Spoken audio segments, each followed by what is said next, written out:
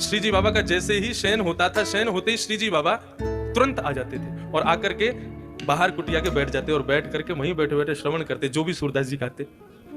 एक दिन श्री जी बाबा ने मन में भाव रखा कि भैया आज गोसाई जी जल्दी हमको पौड़ा दें भोग लगा के। तो गोसाई जी तो कपाट बंद करके जाते थे दोपहर के, लेकिन ठाकुर जी जंगला में से कूद के भाग जाते थे, सूरदास जी की कुटिया पे जाके बैठ जाते थे। एक दिन ठाकुर जी जाने लगे तो श्री जी ने हाथ पकड़ लिया ठाकुरानी ने। कहां जा रहे हो? बोले हम जा रहे हैं एक जगह पे। बोले कहां जा रहे हो, मुझे सही बताओ। बोले एक भक्त है उसको दर्शन देने के लिए जा रहे हैं। बोले हम भी चलेंगे साथ में। अरे तुम मत चलो, तुम क्या जाओगी? तुम जाओगी तो फिर पता नहीं उसको समझ पाओगी नहीं समझ पाओगी, क्या भाव आवे समझ थोड़ी आता है।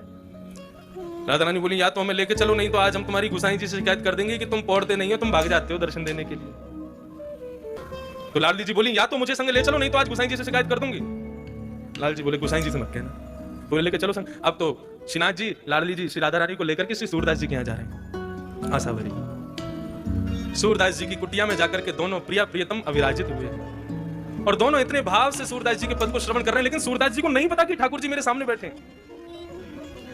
पद का गान करते करते करते करते करते दोनों प्रिया प्रियतम ऐसे भावावेश में आ गए कि भूल गए कि हमें वापस दर्शन देने जाना है। जैसे ही सूरदास जी का पद पूर्ण हुआ, किशोरी जी ने और लाल जी ने दोनों ने नेत्र खोल करके देखा सूरदास जी बैठे हैं।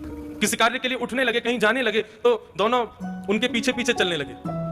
देखें तो सही कहां जाते हैं, क्या करते हैं। अब सूरदास जी अपनी लटिया से चल करके ऐसे आगे रास्ता देखते हुए लटिया से अनुभव करते हुए चल रहे थे और पीछे दोनों श्रीनाथ जी और श्री किशोरी जी दोनों चल रहे हैं। तभी आगे एक बड़ा गहरा गड्ढा था। ठाकुर जी को भी अनुभव नहीं हो पाया, पता नहीं चल पाया। जैसे सूरदास जी लटिया से चल रहे थे उनको भी पता नहीं चल पाया और चलते चलते श्री सूरदास जी उस गड्ढे में गिर पड़े। अब जैसे ही गड्ढे में गिरे, ठाकुर जी और लाडली जी ने ऊपर से देखा बड़ा गहरा गड्ढा, ठाकुर और नीचे सूरदास जी पड़े हैं, हाथ छिल गए, पैर छिल गए, सिर में चोट आ गई। ठाकुर जी के नेत्र सजल हो।